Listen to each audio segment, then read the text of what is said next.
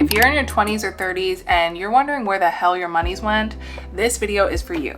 Today I'm breaking down some of the biggest financial traps that people fall into in their 20s and 30s without even realizing it. Some of these mistakes could be costing you thousands and others could just be costing you your peace. Either way, it's not worth it, and if you can avoid these, you should. Let's get into it.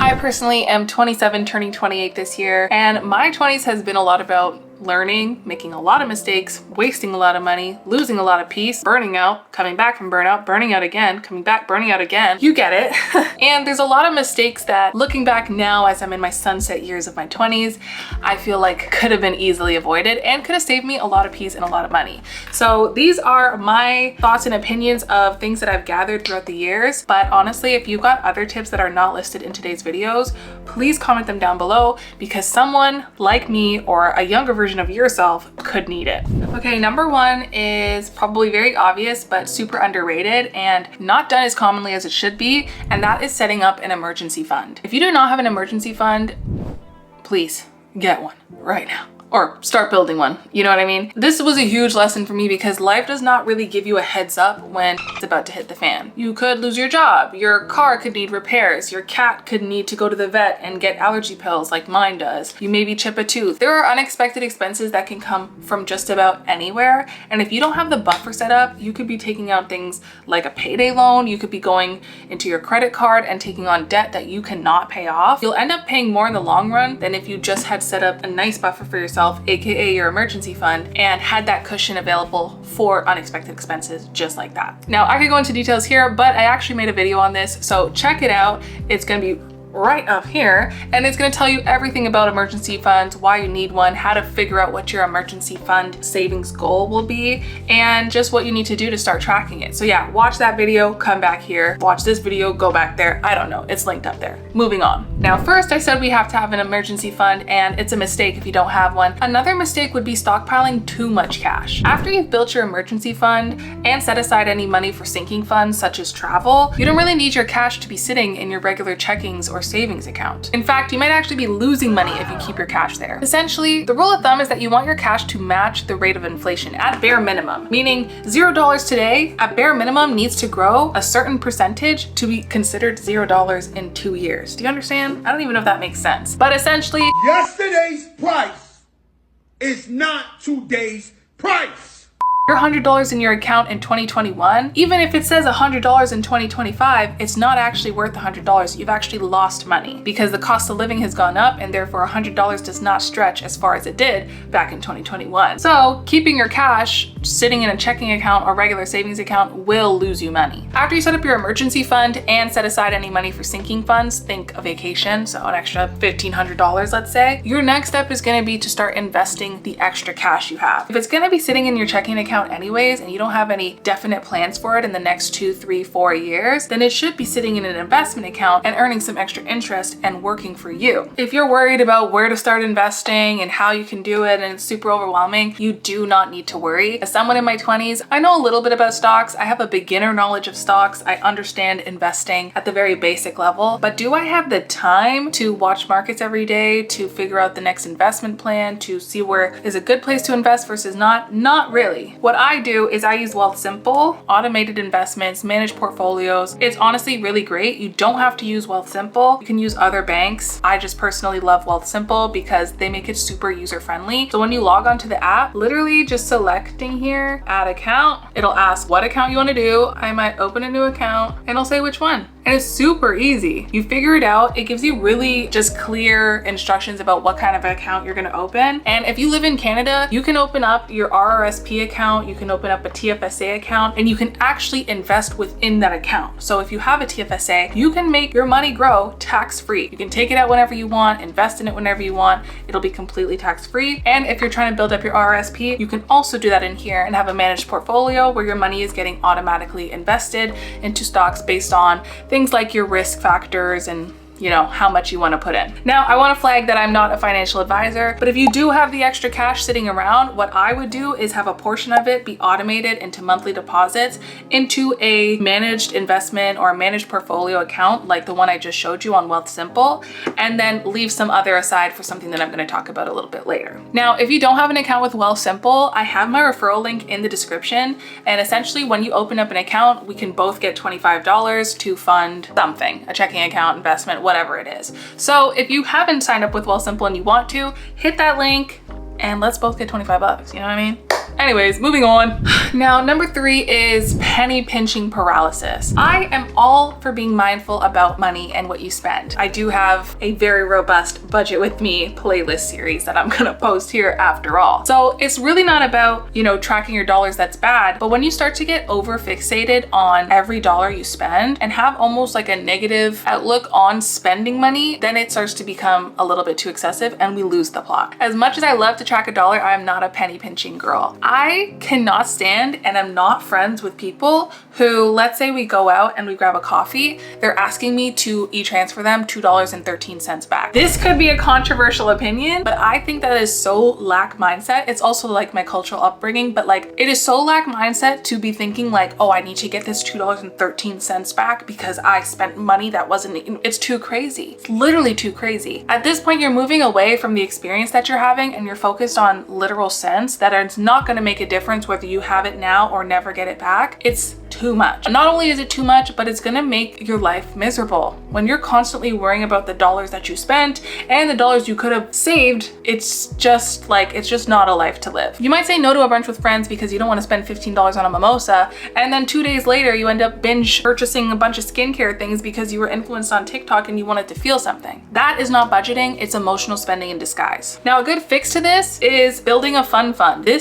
Fun fund is a sinking fund, like I mentioned before. This is money that you set aside literally for fun. You can make it something that you put money into every paycheck so that you always have some funds to pull from when it's time to go do a good thing or have a good time. You could incorporate it into your monthly budget and have a literal categorized budget just called fun money. Whatever you want to do, this is going to help you step away from that penny pinching lack mindset where you're begging people to send you 25 cents back and you're crying about spending money or feeling really bad and guilty about spending money on something that you actually enjoyed, and instead let you do that freely with peace. It's not all about saving. It's not just about making sure that the version of us 60 years from now is going to be good. It's also about living today, which means you need to enjoy spending money, which means you need to not be super fixated on where every dollar is going. This almost sounds counterintuitive as well. Like I hear it, but you got to just trust me. It has more to do with the mindset behind your spending as opposed to your spending. Because I'm not telling you to go spend $600 a day and just walk around the mall and shop for anything aimlessly. I think you can have a budget, but I think your mindset around spending money has to be something positive and cannot be negative, or you will be miserable and you will stay broke. I said what I said. Next. All right, number 4, huge mistake is under investing in yourself. Now, I feel like when I was in my early 20s, the big goal was to make as much money as possible, but your 20s and 30s are not just for climbing up the corporate ladder. If anything, your 20s, especially your 20s, is about getting as much knowledge and information as humanly possible so that you can market yourself to make the big bucks as you enter your mid to late 20s. Ages 20 to 25, in my opinion, should be seen as experimental. This is not when you start your dream career. This is not when you hunker down and start climbing the corporate ladder for a 2% raise every year. This is when you start doing crazy things, okay? Anything and everything. To give you an example of what I was doing in my 20s, and I do think I did this really well, is I tried everything. What did I do? I was a background actor. Okay, I don't even think you'll even see me, but I was on the show Suits in the background, literally walking and pretending to hold a phone and miming words on said phone. I did that for a little bit. I bartended like twice. I worked as a barista. I worked as a waitress. I worked as a catering person. And I'm talking like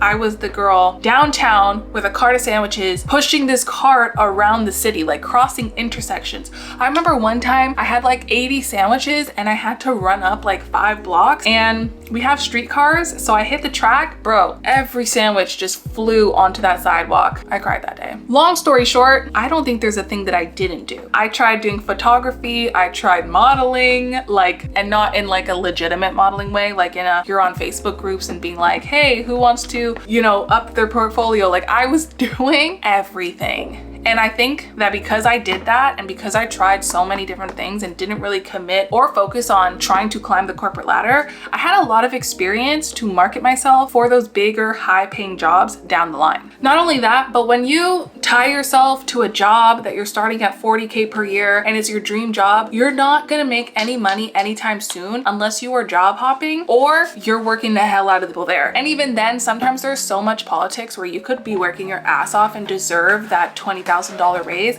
but they're not gonna give it to you. You know why? Because they hired you at 40K, babe. Even if they offer you 10,000 more, that's 50K. At that rate, it's gonna be another 7 years before you're making anywhere close to what the cost of living requires of us. Like, you get what I mean? Don't look at your first job and think that that's your dream job, because you waste, yeah. Anyways, so back to my point about underinvesting in yourself. When you commit yourself to a job that's gonna work you 70 hours a week and blah, blah, blah, blah, you officially enter the rat race and you are so exhausted by the end of it that you have no energy to invest in yourself. Again, your 20s, 30s, these are for investing yourself. What does that look like though? In addition to what I said 2 steps ago, where you are investing via Wealthsimple or whatever your banking is into a managed portfolio where your money can grow in the long term, also think about the shorter term. What can you do to invest in yourself right now? A lot of times that is learning skills, okay? Investing in coaching, oh my God, I didn't even do this. At my age now, 27, I would love to invest in a life coach because I think that it is just so worth it. But imagine you invested in coaching at 21. Imagine you invested in books and courses to learn new skills. We know the job market is changing super, super fast. Maybe you're learning how to code and taking a Google course. Maybe you're learning how to do really, really good AI prompts so that when AI takes over, you can actually be one of the people hired to control the AI so it doesn't absolutely destroy us like the Matrix. Yeah. You could be working on side hustles, right? If not for trying to make it successful and getting money, but for being able to take losses. It's really easy to bounce back from a loss when you're 20, as opposed to when you're 50 and you have 10 kids and, you know, a house and a mortgage and people to provide for. That's the time to invest in yourself and learn things. I started a couple businesses. I did my Depop clothes selling business. I tried to open up a Shopify store in the middle of COVID, or actually in the very beginning of COVID when everyone was doing it. It was gonna be like a store for pet supplies.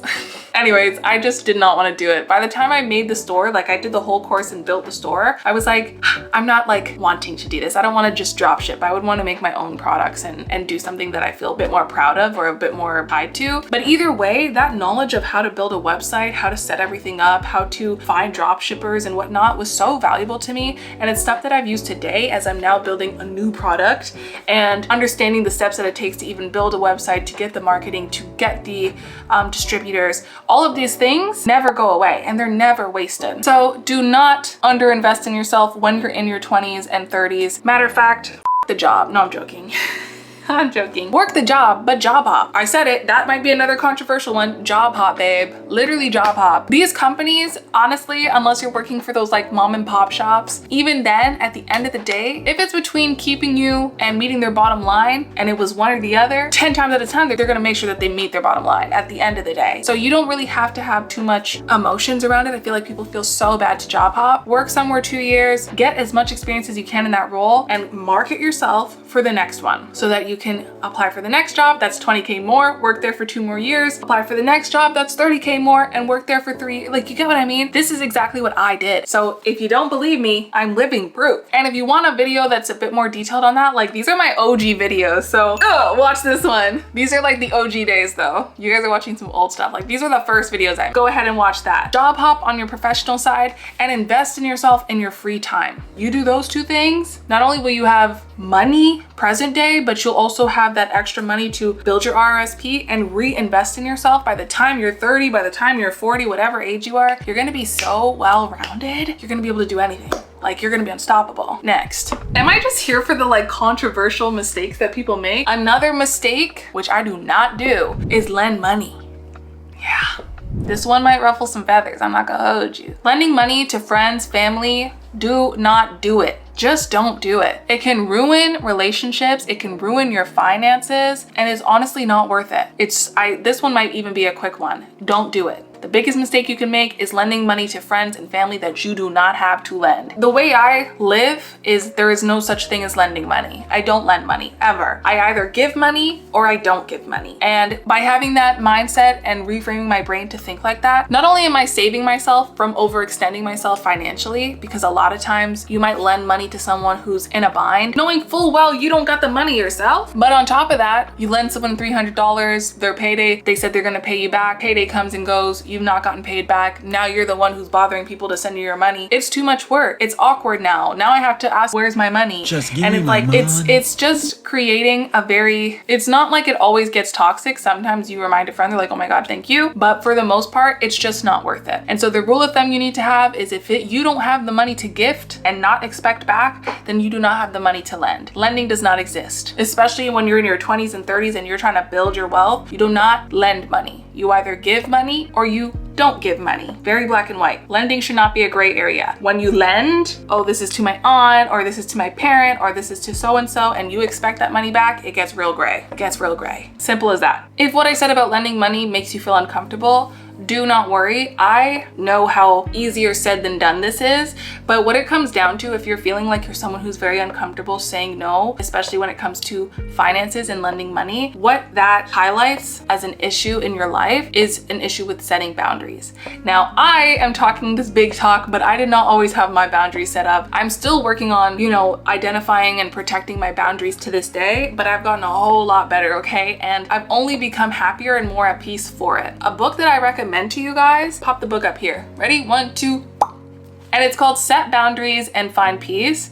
I absolutely love this book. It honestly helps you navigate setting boundaries at work, family, and relationships, quite literally in every possible way and in every circumstance that you can.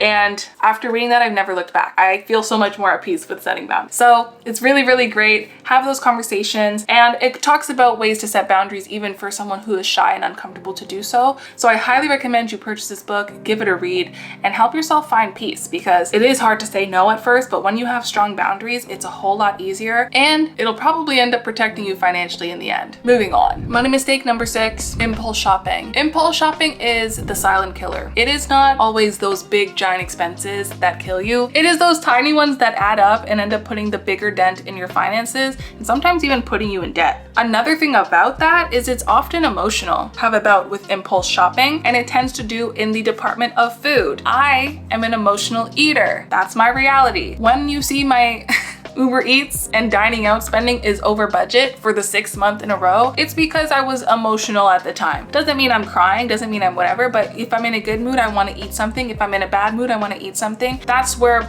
my emotional just sort of vice is with food and with ordering food and not having to cook it myself. Anyways, I'm manifesting a home chef that is super affordable for me though. Now, not only is impulse shopping just one of those ways that you can rack up hundreds of dollars of expenses per month, but a lot of times, I know I'm a food person, a lot of times for people, it is literal just impulse, like I was influenced and bought the Labubu or whatever the freaking fad is at the moment. You're on TikTok shop, you're doing the thing, and you just keep clicking buy. It's honestly stupid. Yeah, I was looking for a kinder word, but it's just dumb. It's dumb, and honestly, half the time we don't like that stuff a month later. It's just horrible. Fast fashion hauls, TikTok faves, gadget overload, it's too much, and honestly, I think it leads to a bigger problem of overconsumption. So if it's hard for you to stop impulse shopping, try to change your MO around why you impulse shop and give yourself something bigger than your emotions. So for example, I get emotional, let's say I want to buy fast fashion. I am emotional in that I really want this thing, but I'm more emotional about the fact that I know that most of the clothes end up in landfills halfway across the world, and our earth is getting polluted, our animals are dying, there's forever plastics in our clothing now that gets stuck in the ocean, and we're literally drinking it. To me, knowing the impact that me buying this shirt and contributing to the fast fashion when I don't really need this shirt, understanding that impact emotionally, it just weighs more. I don't even know if this makes sense, but I have a bigger cause. I have something bigger than my emotions to help me rein in my impulse shopping. Do I want this cute top that I don't really know if I like, but I just saw it and it's a pretty color and I want to buy it? Yes. Do I want to be sustainable so that, you know, if I have kids or you have kids, the future kids can have an earth that is clean with air to breathe and they're not inhaling freaking plastic by the millions? More? Yeah, I want that more. There's enough clothes. There's actually enough clothes in the world right now that if we stop making clothes, we'd still be fine. And that should scare you. Impulse shopping, great way to go broke. I have a sister who impulse shops like crazy. Let me tell you, it's been a roller coaster for her. Whenever she gets in a good way, her hand gets itchy, she's pressing all of these things. One thing that's worked for her, deleting all of those shopping apps, delete your Shein, delete your H&M, delete your TikTok shop, delete, well, I guess that's connected, but if it's separate, delete Amazon app. Having all these shopping apps, literally one click away, not helping. If you know you have a problem, the first step is one, admitting that you have a problem, so congratulations. But number two, it's deleting the things and getting rid of all of the temptations that make it that much easier for you to be impulsive. Start with your phone. Matter of fact, start right now. Thank you.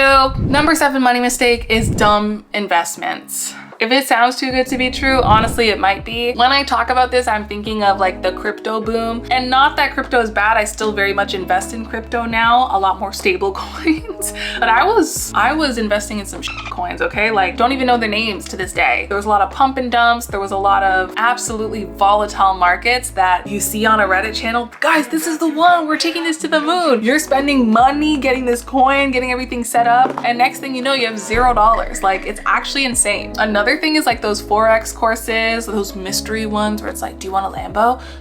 Spend $7,000 right now. That's not equating to me. Not saying it's not legit, just like there was just like a Forex boom and a crypto boom. And I remember I bought into the crypto boom and thousands of dollars were spent. Now I did also spend thousands on like Ethereum and I don't know what else. That's what I mean. Like the rest was on shit coins and I've lost thousands because of it. I know if I log into those accounts now, they're gonna be next to nothing because I bought them at the absolute high thinking we were going to the moon. And now I think the share price is probably in the negatives. Like what happens when everybody sells their shares? But yeah, all that to say, not every opportunity is a good one. Try to, as a rule of thumb, don't really invest in anything that you don't understand. When you have someone who's like, trust me, this is a good opportunity and you don't know what the you're doing, it's probably best to pass. Anything that's meant for you will not miss you. That's all you need to know. Moving on. Mistake number 8 would be not automating. If you are depending on your own willpower to save money, you're already behind, okay? Automation is your best friend and it removes decision fatigue, which I didn't realize was a big thing, but if you have ADHD, if you are just someone who likes to procrastinate, even though you know you have money to save and you know how easy it is to literally say transfer $50 from this account to this account, when I tell you, it will take you weeks to do, sometimes months, where you won't even transfer that little $20 even though you've had it this whole time, simply because of that decision fatigue. It's like knowing that you have to get up and pick where to transfer it to or move something over. You're making it too much manual effort for something that should honestly be automated and set it and forget it. So the fix for you that you can actually do right now is to set up automatic transfers for your payday. I've done this now if you've watched my budgeting videos, and I have 2 automatic transfers set up. One of them is $400 every payday to go into my RRSP, and another one is $650 every payday to go into my emergency funds, because that is what I'm building up. I had it built, had to spend it on an emergency, and now we're building it back again. The cycle continues. And another tip is to label your funds. So with Wealthsimple, it's really great. You can change the name of your accounts. So what I do is I have a few high interest savings accounts, one for every day checking, which is their checking / high interest savings account. I earn 2.25% on the cash that's in there, but I'll open up a second checking account and name it emergency funds. I'll open up a third checking account and name it travel. So even the RRSP accounts, you can name them different things like RRSP managed portfolio, RRSP stocks, whatever you want to do. But by labeling your account and then setting up automatic transfers, you are quite literally setting it and forgetting it. And the next time when life happens and a couple months have passed by, you can open up your account and see, wow, I've been doing the thing. I've been saving, I've been moving my money, and my money is now working for me because it's starting to grow. So don't be the goof that ends up bottlenecking your own financial gain. set up those automatic transfers and let your bank account do the rest. It's literally that easy. Number 9 might also be tough to hear, but check your circle. Another money mistake is having the wrong people around you. I remember going to a conference like literally in the 12th grade, and they had a guest speaker there, and the first thing she said when she opened her mouth was, if you have 5 broke friends, you'll be the 6th. And I was like, oh T, that's like, it's not even clocking to you that if you have 5 broke friends, you'll be the 6th. If you get that, you get that. But literally, that is no joke. Who you surround yourself with and their opinions of money, the way that they carry themselves, the way that they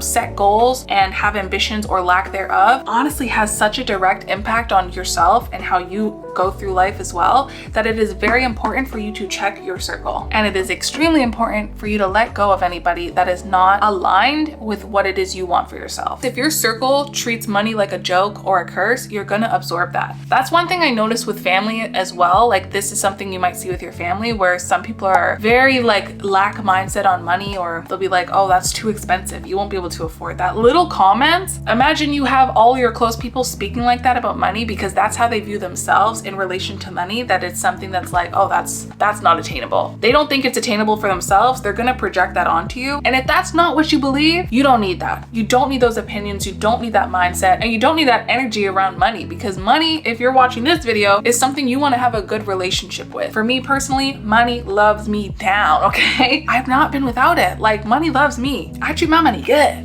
I let my money do its thing, okay? And so when I want to hang out with people, I surround myself with people who are like that as well. They're ambitious. They want to spend their money on experiences. They want to do things that are fun, that make us feel like we're filling our cup. And they also have goals for their future, like buying a home, like getting property and becoming financially free. Those are the people I want to surround myself with, because it's that much easier for me to continue on this path when the people I'm looking to as my, circle and source of inspiration are doing the same. The fix for this is to start curating your new circle. If your current circle is not what you need in your life, that's completely okay. It is totally okay to outgrow certain friendships or relationships. That's completely normal, and there's no need to end that relationship on any bad terms. Like, you just simply are not in the same place as this person, and you want to start working towards your goals, and you feel like you need to be around certain people that are going to inspire you, because it's not a bad thing to need inspiration. Like, yes, we want discipline, but having some inspiration and having the people around us constantly doing the things we want to do, it's only going to help us. It's a cherry on top. Why wouldn't I want that surrounding myself? Listen to those podcasts, join the communities, and again, set your boundaries. This is another one where you need to set boundaries and have those uncomfortable conversations sometimes. So that book that I suggested, love it. If you haven't learned to set boundaries, this is a good place to start. Number 10 is budget blindness. You can't fix what you don't face. If you never check your bank account because you're scared to, that's your sign. One thing I've learned from a lot of successful people listening to podcasts, watching their YouTube videos, reading books, is that they know their numbers. If you are constantly checking your spending and having, let's say, a payday routine where you check on the things you spent, you can catch your bad habits faster. You can find gaps where you might have been spending money unnecessarily, aka a subscription that you forgot to cancel, and now you've spent $100 a month on that thing.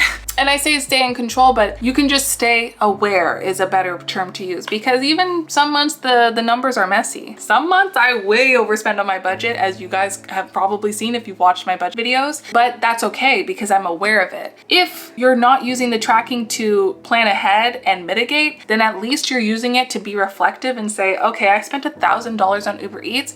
Next month, we're doing an Uber Eats cleanse. I'm deleting the app. I'm not spending a dime, and I'm gonna do that challenge for myself. You can be a lot more in the driver's seat and control your finances, and make sure that your finances are actually going to things that you want, like, again, investing in yourself and not that random subscription that you forgot to cancel. So don't have budget blindness and create a payday routine, babe. If you're a bit more robust like me, you can use the KA8PNQ Yearly Budget 2.0 tracker that I use, which is linked in my stand store. Also, if you want to see me using that budget tracker in action, boom.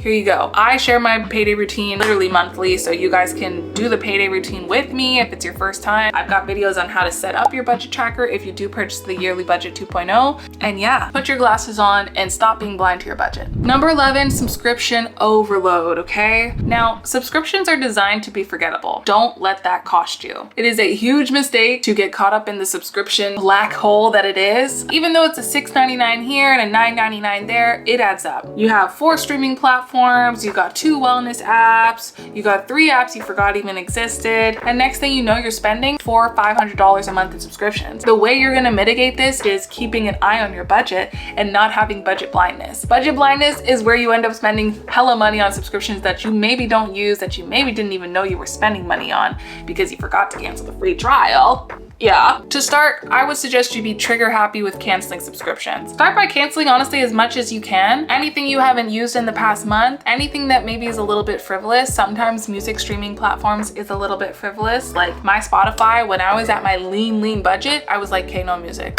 We're gonna just have to do YouTube with ads. You know what I mean? So figure out what you absolutely bare minimum need and cancel the rest. Your wallet will thank you. Next, number 12 is lifestyle creep. So you job hop, you invested in yourself, you got a bunch of skills, now you're making 6 figures. You're swimming in money, right? Maybe wrong. Honestly, a big mistake that people make, and obviously this is one of those common ones that you might hear of, but it is underrated, is lifestyle creep. You started making more money, but you also started spending more money. I personally know people who are making 6 figures who are living paycheck to paycheck, barely paycheck to paycheck. Their credit card is overspent, their credit score is terrible, they can't afford anything. Like, I literally don't even know how they do it. I try not to ask too many questions because I'm like, I'm overwhelmed. How do you make more money than me and you are asking me for money? It makes sense. The main goal and the sweet spot, especially when you're trying to save money in high amounts very fast, is to increase your income while keeping your expenses the exact same, if not lower. So if you can find that sweet spot where you can continue to increase your income while keeping a lifestyle that's very modest,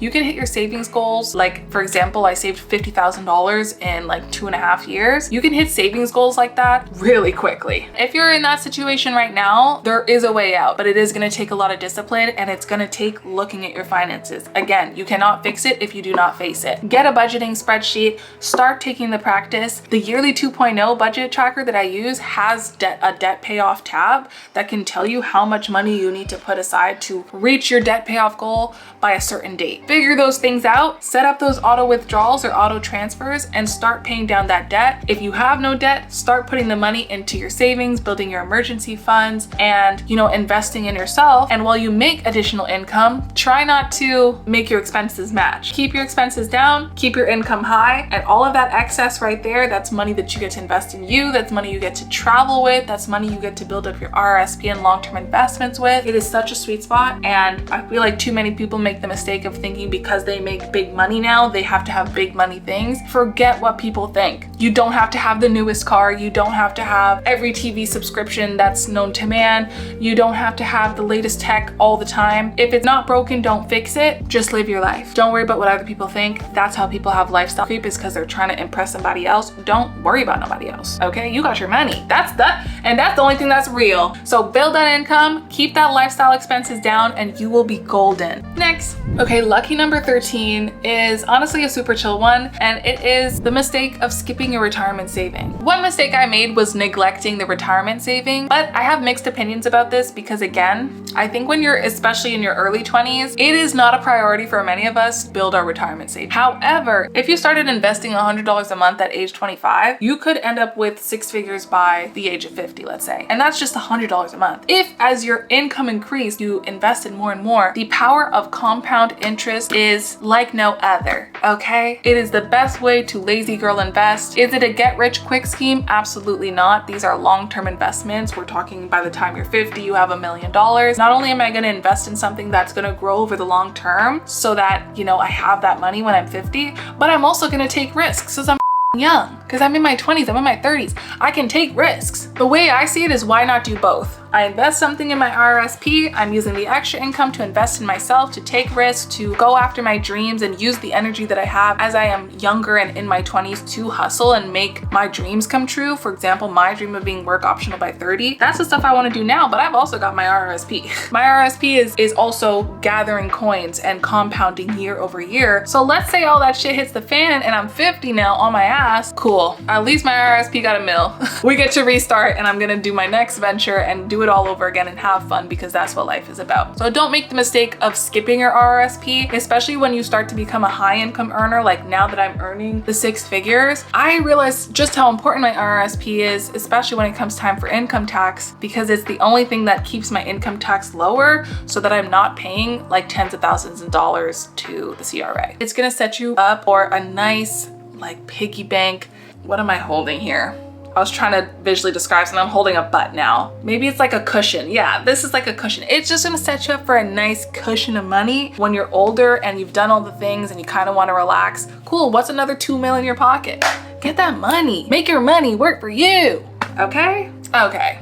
Now, if you saw yourself in any of these mistakes, good, that means you're paying attention. These aren't just financial tips, they are life shifts. Again, I am in my sunset years in my 20s. These are the things that I've learned from, you know, being in the workforce, growing up, seeing people around me make mistakes, making the mistakes myself. So these are my tips. If you've got your own tips, please put them below. What are some money mistakes you should avoid in your 20s and 30s? Comment them below, share with each other. These are things I wish I knew a lot sooner, and some of them that I knew, but that I wish I enacted a lot sooner because, you know, the people who were telling me were right.